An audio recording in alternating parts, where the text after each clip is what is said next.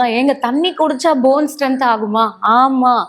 ஏன் அப்படின்னு கேட்டிங்கன்னா, இந்த தண்ணியோடைய தன்மையே வந்து இப்ப எக்ஸாம்பிள் ஒரு ஃபால்ஸ்ல இருந்து அந்த நீர் வரும்போது அந்த என்ன ஆகும்னாக்கா அந்த பாறைகள் எல்லாம் பட்டு வரும்.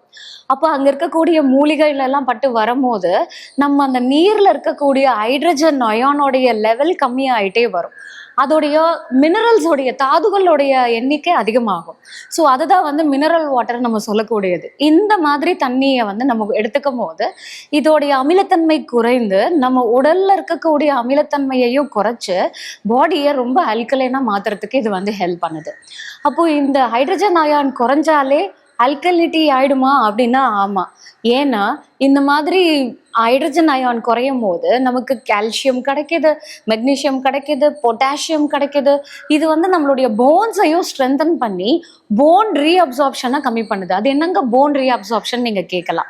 இப்போ வந்து என்ன ஆகும் அப்படின்னா நம்ம பாடியில் அந்த ஒரு பிரேக் டவுன் ஆகும்போது இந்த மினரல்ஸ் எல்லாமே சேர்ந்து நமக்கு அங்கங்க அந்த கால்சியம் டெபாசிட் ஆகி நமக்கு வந்து தேய்மானத்தை காஸ் பண்ணும். இப்போ இந்த மாதிரி நீர்க்காரமானதை நம்ம கரெக்டான அளவு எடுக்கும் போது இது நமக்கு யூரிக் ஆசிட் லெவலை கூட கம்மி பண்ணுது.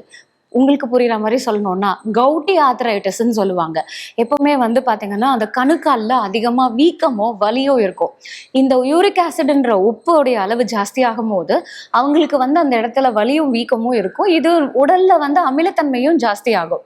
இதுக்கு நம்ம ஜஸ்ட் இந்த தண்ணியோடைய அந்த பிஹெச் லெவல்ல 8 to 9 மெயின்டைன் பண்ணி நம்ம எடுத்துக்கிட்டாலே நமக்கு இந்த யூரிக் ஆசிட் லெவலை கூட கம்மி பண்ணி போன் ரீஅப்சார்ப்ஷனை குறைக்கிறதுக்கு இது ஹெல்ப் பண்ணுது. போன்ஸை ஸ்ட்ரென்தன் பண்ணுது, ஜாயின்ஸை வலிமைப்படுத்துது. ஸோ இந்த மாதிரி நமக்கு அந்த கால்சியம் அப்சார்ப்ஷனையும் ஹெல்ப் பண்ணுது.